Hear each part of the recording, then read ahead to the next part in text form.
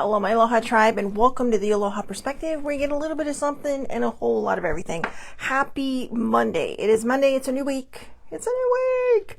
Yeah, it's a new week, and I have stuff planned for this week, but I was going to start today, and it turns out older sibling had a doctor's appointment, so I'm going to push it back by a day. But as I was looking for a new subject, I found a subject that we can really go deep dive on, and I thought I would deep dive on it today, but then I thought there's more that I want to talk about on that, and I want to do some research on it and whatnot, so I figured we'll save that too. So what we're going to do today is just keep it simple. Keep it simple. Kind of like last week, I told older sibling, I said, well, I already had something planned for today. What should I do? And she's all, pull cards. And I'm like, we did that twice. All right. We did that twice last week because I was lazy and I didn't really want to, I didn't really have the mindset to look up anything. So I got lazy and, yeah, terrible. Right. But now I got all these things coming out of my mind. So yeah, back on track, but we have the Lemuria cards. So these aren't exactly pulling cards. Okay. Oh, that's a pretty card, but she's naked. So I can't show that on here.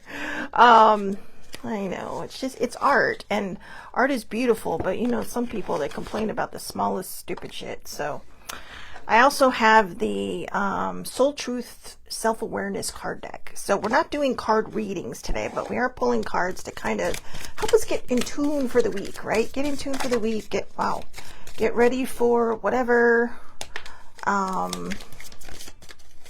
Okay.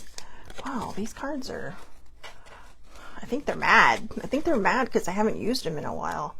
But I like the Soul Truth cards because they're basically, what they are is they're really journal prompts. Okay, they're journal prompts. And they help us kind of do that deep dive, like if something's bothering you and you don't know what it is, or if you have a lot of healing to do and you don't know where to start. These cards just really kind of make you start to do a deep dive into that. Wow. I don't know what's happening to me today. I even tried meditating and I couldn't calm my monkey mind. So I got to figure out how to meditate. Muddy, if you're on, if you have any tips on how to meditate, she meditates every day. Every day. And I'm like, I need to. I talk about it. I know I literally talk about it, but I never do it. All right, let's see. Okay, let's get a card here. Ooh. Oh, okay. Oh, that's interesting. Name all the things you love. Are you one of them? Yeah.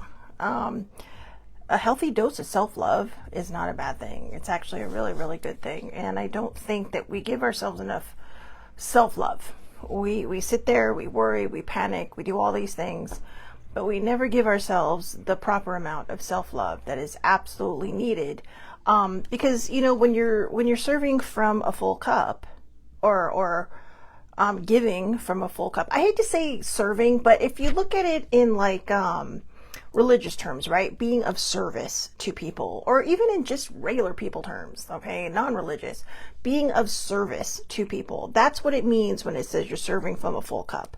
You are you're giving of your time, you're volunteering, you're helping family, you're doing this, you're doing that. But you're doing it from the heart. Now, if you don't take care of yourself, you are going to just kind of shrivel up like a raisin, right? And then you're going to be like, no, I don't want to do anything today. Why do they keep bothering me? Because you're not taking care of yourself. So a lot of people think that's just self-care, but it's not. It's also self-love. You have to love yourself enough to know when to say no, and to know when you need to replenish that all the good stuff inside of you, to rest, to relax, or to go out and do fun things that you want to do the things that you need to do. Good morning, Muddy. So, yeah, so if you name all the things that you love, make sure you put yourself on there. And it says, I give myself all the love and attention I need. All right. I'm not saying go out there and be a narcissist and make everybody serve your whim. Okay. There is a distinct difference between narcissism and self-love. Okay. Narcissism is just people, me. Self-love is saying, okay, if I'm going to be of service to people and even myself in my own life, I have got to get my shit together and replenish. You have to fill your cup, okay? And you have to fill it with what, however way you choose and desire. Like I said, whether it's going somewhere you love to do, going out and having fun, going out and having coffee with people, going out and having, lunch with friends, even just going out and doing your own thing in your own solitude with yourself. Okay, even if that just means going out for coffee and journaling or whatever. You can see some of the things I do, okay? Or taking a walk somewhere. Or just laying in bed, chill and Netflix, right? Or Netflix and chill. Is that what the kids say? Netflix and chill. So Netflix and chill, all right? My latest obsession, TV obsession, is a show called Warehouse 13. I know, I'm already on season 4. And there's only 5 seasons. It was a sci-fi channel show, but I love that show. And it's just, you learn stuff, you learn about history. It's fun. It's a fun show. But, and so that's kind of like my chill mode. That's where, I just turn off my brain and just watch, right? So, all the things. So yeah, let's see. What else should we do? I know. Good morning. Oh, wait, I said good morning, buddy. See, this is where my brains are. My brain is gone. But, oh, look. Look at this card. Who can I serve today? In a world lacking soul-to-soul connection, small and simple acts are what create the biggest and most lasting impact. We shift our own pain and experience an avalanche of love when we lose ourselves in the service of others. Who needs you today? Listen to your heart. Who needs you? Make one soulful connection today and give solely to spread more love, expecting nothing in return. Notice the joy that you feel when you serve others. Notice the joy that you feel when you serve others. So there you go. Notice the joy you feel when you serve others. So we were just talking about that, right? But remember, do it from a full cup. No. Good morning, Cousin Jeannie. Oh my God, I was just thinking about you. I was totally just thinking about you. I was like, I need to go to the metaphysical store in La Mesa, and I was going to ask her if she wanted to go, because I like to walk the block, right? Walk up, walk down. But, sometimes coffee is involved. But, but yeah, well, that's weird. I didn't realize you were on. Good morning to you as well. Right over the condos. Okay. If you turn left and you got rid of everything in between her and I could see her house. So, and you know what's funny? For years, I did not know she lived that close. How wild is that? How sad is that, right? I mean, God, shame on me. But anyways, so yeah, I was thinking, but yeah, Netflix and chill, totally fun. But the Warehouse 13 thing, though, that I've been watching, Dad actually bought. So I think it drives him nuts, because I could sit there and binge things all day. And he's like, I get tired after a few episodes. It's like, that don't show me a good show. So here's another one. What if it was easy? It doesn't have to be hard. Call in the universe, the stars, God, the angels, and all their powers. Find the solution. Would you take the next step if it were easy? It's time to expect ease. Call in grace and receive guidance. You are supported. List 10 possible ideals for your soul's current calling. Lean into ease. It's here. You just have to say yes. I think a lot of times we make things harder than it should be. For instance, I was doing Wordle this morning, all right? And my brain always says, oh, I got to do this word. I got to do that word. And then you start running out of spaces, right, to do stuff. So, but then I was like, I'm always overthinking it. I'm always like, I make it so hard on myself. It's just like, I started overthinking stuff, and then it's kind of like, oh my God, is this the right thing? Is that the right thing? What's the right thing? And so, your brain just kind of starts going in 9 directions. Just simplify, okay? We don't have to make everything so hard. And I think a lot of times what happens is we get that monkey brain, right? We get monkey brain, and then all of a sudden it's like, there's 10,000 ways to do one simple task, and then you get overwhelmed. And then you're kind of like, what the heck, right? You're just kind of like, oh, and then it suddenly becomes hard. And so instead of picking the easiest route, you suddenly pick the hard route, because maybe if you take up more time, all these thoughts will go away. I don't know. It's just a thought. It's just a thought. But it flew out of my mouth. So someone's saying it. Someone's telling you that when you start getting that monkey brain, just sit down and take a few breaths. All right. Just inhale to 10, exhale to 10. And just, until your mind calms down and your body calms down, right? I was watching a cardiologist, a cardiology surgeon, okay, and he was talking to people on how to lower your heart rate, which is basically lowering your anxiety. And he said, basically just breathe in, but your exhale should be longer than the inhale.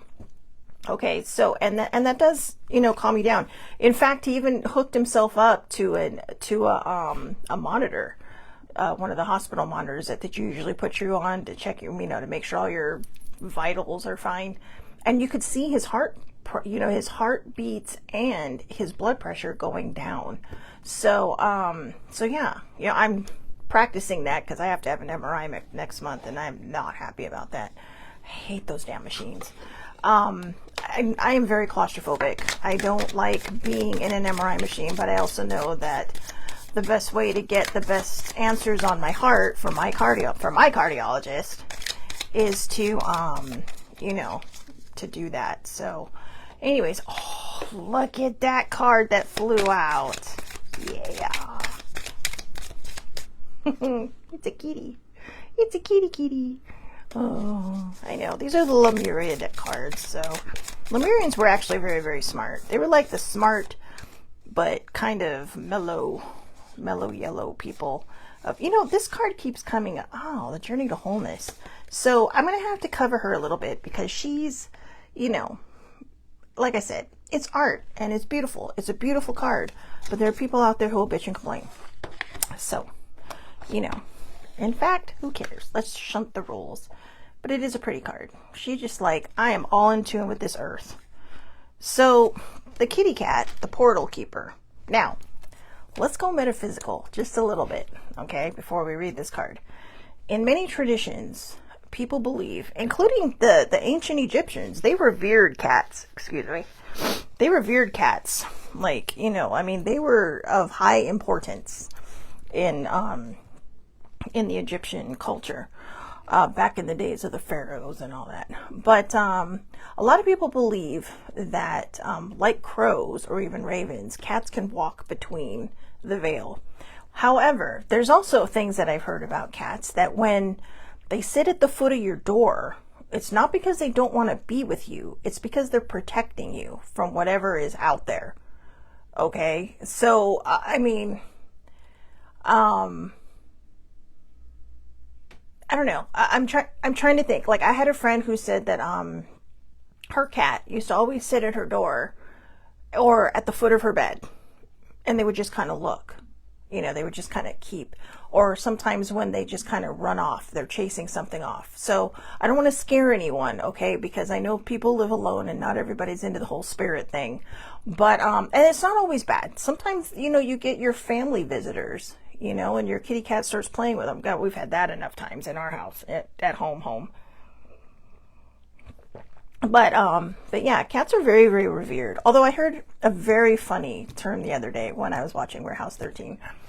They had to use a dog for something, and not a bad thing, but it's an artifact thing. So they were able to read the dog's mind, and then they're all, well, now he owns me. The dog owns him, and they're all, well, what do you mean? Don't you mean you own him? He's like, nope, he owns me. He owns me. We're bonded and we are mentally bonded. And he's all, dogs own people, cats keep them prisoner. An older sibling and I started talking about that. She's all, yeah, like when they're laying on your lap and you don't want to move because they're so happy and they're asleep. It's like, I know. I can't tell you how many times I've had my cat on me and she's sleeping. It's like, I can't move. But I think dogs are the same way, right? When people have their puppies on them, they don't want to move. But a lot of times dogs will be kind and sleep next to you, not on top of you. So they're like a paperweight. But Yeah, see, and even dogs. I think dogs do too. Dogs are probably a little more vocal about it. Cousin Jeannie says, I think Mommy sits in my window for protection on us. I agree. I agree. I mean, especially like, but they get excited too. I love, God, those dogs are so cute. Those dogs are so cute. But Mommy, I do think Mommy is the protector. Maisie, she's just like, I want to love you. Mommy's like, come at me, bro. You know? So I mean, and they're both small, right? But Maisie, I'm telling you, if you scrunch just a little bit, she will jump into your arms. She's that energetic. She just be like boing. She's like springs on her feet.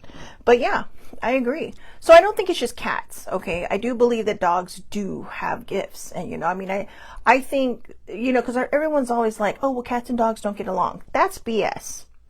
Animals will get along in domestic situations, okay? But a lot of times it's just best to raise them together. I've seen, I saw a whole video on people, they're all like, when your cat is raised by a dog. And they had one cat that ran just like a dog, all wonky. Because, cats are very, they're very straight on when they run. I mean, they're like horses. But this one was kind of like, I saw one where it had a picture and it was verified not to be AI, but a little kitten was raised by two pit bulls and she even stood like them, right? It was just funny.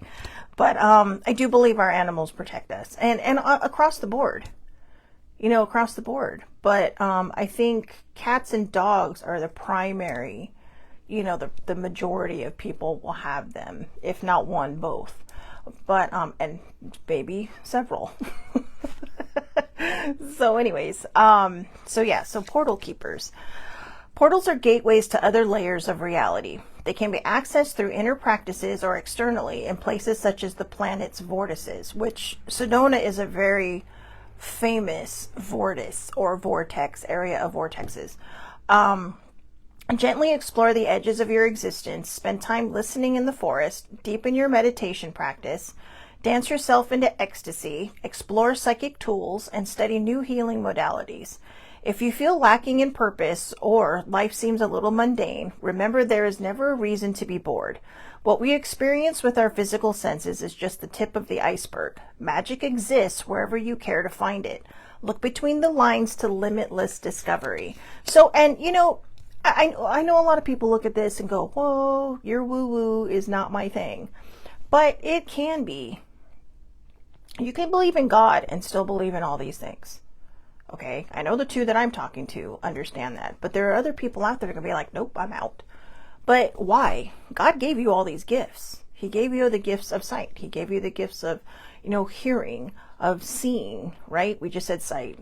Tasting, talking, smelling, touching, all the things.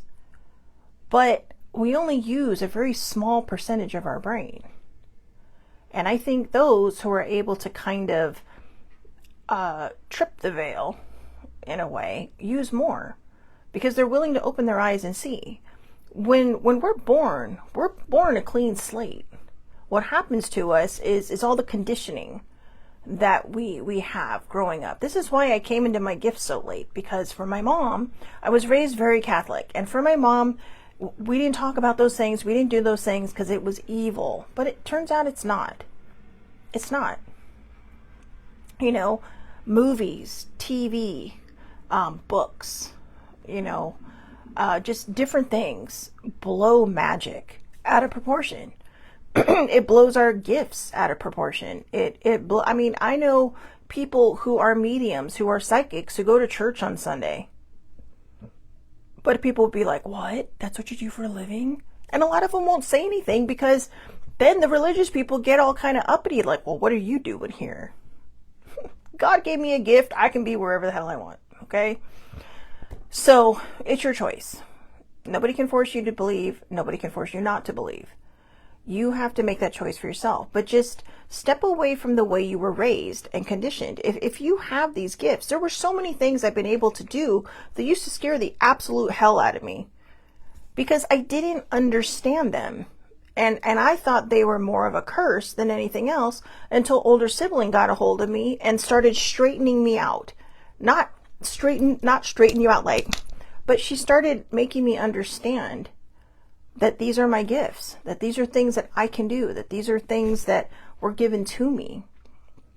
You know, the feelings I get, the really nauseous feelings I get when somebody important to me is about to pass on, or someone important to somebody else. I used to get these weird feelings when I was growing up as a kid, and I'd just be like, you know, it was just, it kind of unnerved my parents. I even asked my parents one day, and they said, you know, they came home, and I was home, it was summer, and I was probably about 13 or 14, and I had that nauseous feeling.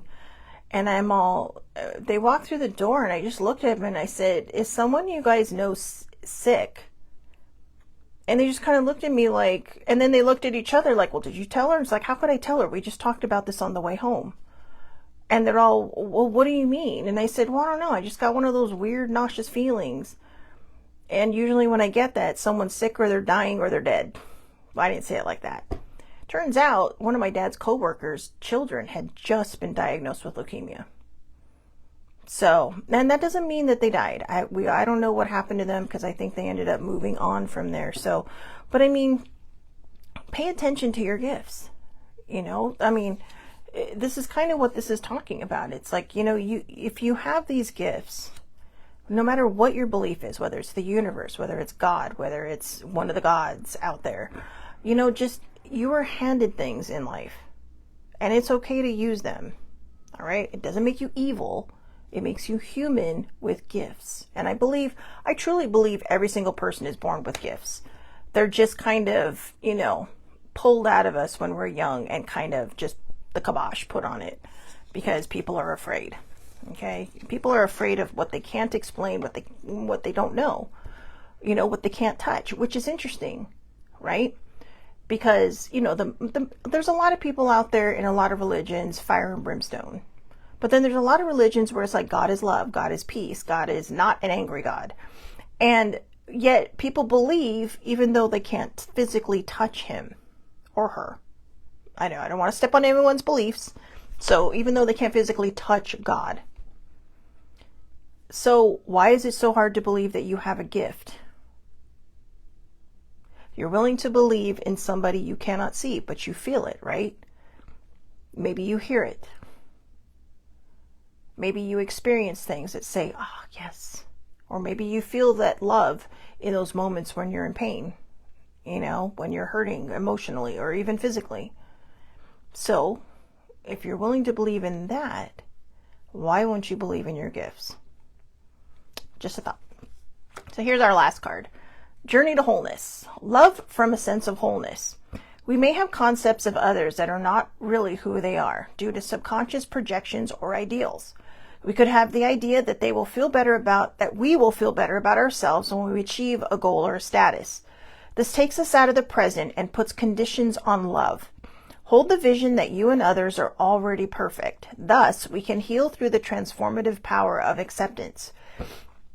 Acknowledge the full spectrum and bring any fractured parts back to the present moment. Here we are whole and empowered to step into the brightest version of ourselves. So there you go.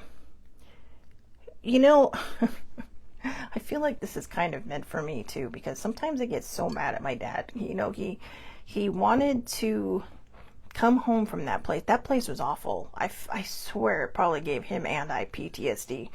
But, and I don't mean that lightly, you know, I mean, like, it was bad. This place was bad. And, I mean, they forgot about him a lot. And it's like, you know, what if this dude fell out of bed? He'd be laying on the floor all night because you people don't bother to check on him. But he wouldn't, you know, but the point is that when, you know, he went in there to get physical therapy and help to get stronger, and he just got weaker. But sometimes I think I come at this from the wrong way. I think there are, you know, unintentional conditions sometimes that we put on love. I don't think it's intentional, like I just said, unintentional. But I think sometimes we feel if people don't live up to our expectations, suddenly they're not good enough. But we have to ask ourselves too, are we living up to other people's expectations? You know, are we learning how to thrive and not just survive in situations that we feel maybe we're stuck in. And, the whole point is that when you're putting out this negative, bad vibe, that's exactly what you're going to get back. When you put out something icky, you're going to get back icky. When you put out something good, you're going to get back good. It may take a little while to learn that balance and to learn that process. And not every day is going to be great, right? But how you face it determines on how the rest of it's going to go. You may just be on the wheel of, okay, today is Shelly Marie's day to have a bad day. Okay. But do I face it being angry all the time? Or do I face it going, well, just be careful where you step. Watch where you're going. Don't trip and fall. If someone's a jerk on the freeway, just let it go. Just kind of draw yourself back in. Take those deep breaths. Count to 10 as many times as you need to. Don't count to, well, you could even try to count to 100 and see how far you get. See how long it takes you. If you get to 10 and you're already like, all right, I'm good. That's great. But if you get to 20 or 30 or 40 and you're still counting and you're still mad, you need to pull to the side of the road, or you need to pull yourself into a chair and just calm your shit. Because that's not good. All right, I'm really thirsty this morning. I don't know, my coffee's very watery this morning. Anyway, so loving from a sense of wholeness means looking at this person and going, okay, you know what? Maybe I'm holding them back because of my attitude, because I'm pushing. And I'm literally talking about myself right now, using me as an example, especially with my dad. My dad did not have the greatest of childhoods. Okay, not at all. But he was an awesome dad, is an awesome dad. Sorry, he's still here. He is an awesome dad. But he's also kind of, I think, just stuck.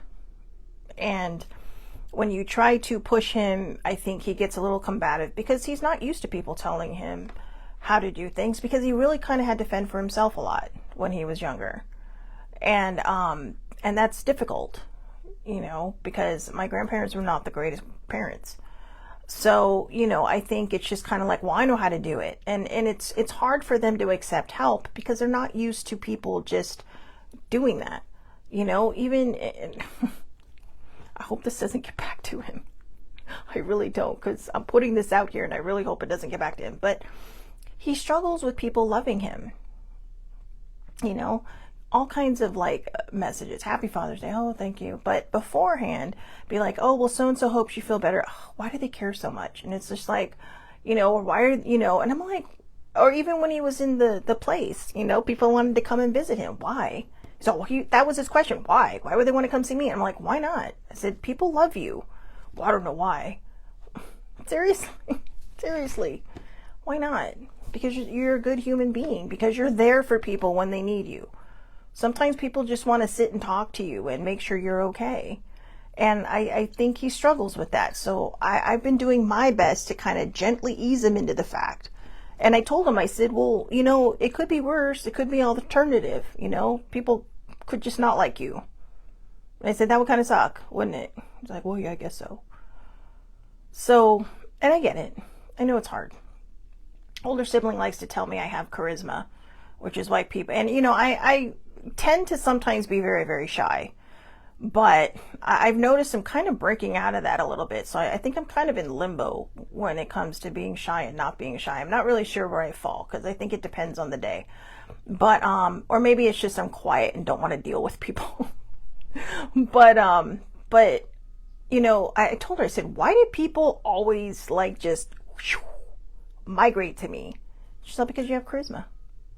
And sometimes she'll just sit there and she's all, what have I told you? And it's like, she's all, the C word? And I'm all, and she's all, don't even say that word. And she just says, you have charisma. And she's all, people are just drawn to that. And I think we all have a natural charisma. I really do. But it's just, some people keep it really low because they, they just want people to be 10 feet, stand at arm's length. Don't come any closer. Or, that's just they put it on 100 and it's just kind of woo, come at me. So, kind of keep mine in the middle. But, But, sometimes we do have to level out the charisma and the bossiness. And I can be bossy. I prefer to see myself as a leader, not bossy. I'm a leader. But, but I think it's just because, we want what's best for somebody. But instead of just easing them into it, we kind of just try to throw them into the fire. So, aw, my cousin. Yes, I love your charisma. I'm being honest. I really don't realize that I have charisma, but thank you. That's so sweet. I appreciate that. But yeah, even flirting, right? God, you gotta hold up a sign that says I'm flirting with you, because I'm really that dumb. I really am. I'm that dumb. It's just kind of like, I had a guy flirt with me on the plane a couple of years ago. An older sibling kept, knocking my arm. And I was just kind of like, what? I mean, this guy told me before we even left the runway, this guy told me his entire life story and where he was at. And I'm just kind of like, okay, and I mean, we bonded over the fact that he liked Guinness. He just mentioned Guinness, and all of a sudden I was in tune. It's kind of like, oh, yeah, And then, of course, the plane took off, and he and older siblings start reading. Then when we land, blah, blah, blah, right in my ear again. And then he's like, well, so he's all, well, you're from Orange County. Maybe I'll see you around sometime. And I'm like, yeah, I'm just kind of like, I mean, at that point, I think he was going to ask for my number. I was just so oblivious. I was just kind of like, whatever, and then I get off the plane, and older sibling's like, what is wrong with you? And I'm like, what do you mean? He's all, can I get your bag down for you? I'm like, no, I'm fine. I can get it. This happened a long time ago, too, with a guy I really liked that I'd known for a while. And he's just like, oh, well, this and that and this and that. And I'm all like, okay, now I got it. No problem. So dense. Like, seriously, so dense. So dense. And that one was a long time ago. But this last guy, we were coming back from Colorado. So it's just kind of like, okay. And I even went to work, and one of my really close friends over there. And I asked her, and I said, blah, blah, blah. I told her the whole story, and she's just looking at me like this. And I'm like, what? And she's all, how did you not know? How could you not tell? I'm like, dude, you need to skywrite it above my head, okay? Oh, my cousin, a leader with charisma. Why, thank you. Thank you. Like I said, I think we all have charisma. I think, I got bullied a lot when I was a kid. So I think maybe my charisma just comes from the fact that I don't like to see people feel left out, and I've had my own issues. I've had my own troubles throughout my life, and how I responded to things, choices I've made. But I think they shape you, right? Even the trauma, even my trauma story, I think they all shape you, because you just want people to feel welcome. You just want people to feel like, comfortable around you. I can't explain it. I don't know where the charisma comes from. It just does. I have no idea. I don't get it. I don't know why I have it. I don't know how it got to me, or even how it developed. I just know that older sibling tells me all the time, you have charisma, blah, blah, blah. And it's just kind of like, okay, So, I don't know. Maybe it's when you stop caring about what other people think about you. But that's not true, because I used to care a lot about what other people think of me. But I don't know. I act like I don't like people, but I love people. I really do. I act like I don't like people, but I really love people. I do. So, yeah. So I got a couple of things we're going to talk about this week. They might seem soapboxy. I don't think they're intended to sound soapboxy, but you guys know me. I tend to get soapboxy. So, you know what? There's a card under here. Freedom. Look, it's a dragonfly, like my mama. I'm going to finish it with this. This just popped right in. So anyways, but yeah, so I have some shows that I'm planning for this week. The one I was going to last minute do today, I actually want to do more research on it, because I think it'll be very good, but we're going to talk about some things, and I think that show that was going to be done today will segue into the one that we're going to do after that. So let's finish it with this card. But first of all, Muddy and Cousin, thank you both for coming on. Older sibling, if you watch this later, thank you for watching later. And for all of you who watch this later, I really appreciate you, because there are times when people say, well, I watched your show the other day, and it was just like, you did? I mean, I forget that after it's live, it's still up. So I do appreciate whoever does watch this. You know, I don't do the whole click and subscribe thing because that's your choice, you know. But I do appreciate it when people do pop on and do watch, because these, I don't know, I just enjoy doing these. I enjoy sharing information. I enjoy just kind of, I don't know, just seeing how my brain works sometimes, you know, because it's just fascinating that sometimes we can just pull a card and just talk. So, so yeah, so I will see you back here tomorrow, 8:30 a.m. Pacific time, Facebook Live. All lives are public under Shelly Marie Lucas. You can find me on YouTube and TikTok. And then this video spreads across the social media board from there, except Instagram, because I still can't figure that one out. So let's finish it with this. Freedom means living as you choose, with your wings and heart open, able to direct your reality as you want. The quest for freedom seems innate. You may picture freedom in its more extreme guises, but when we truly feel free, our lifestyles may not change drastically. Limitation can be a state of mind. The only change might be choosing to live a certain way rather than feeling obligated. A shift of perspective can help bring lightness and choice. In the bigger picture, what does freedom look like to you? If you are feeling stifled, it is up to you to make a change. Have a great day.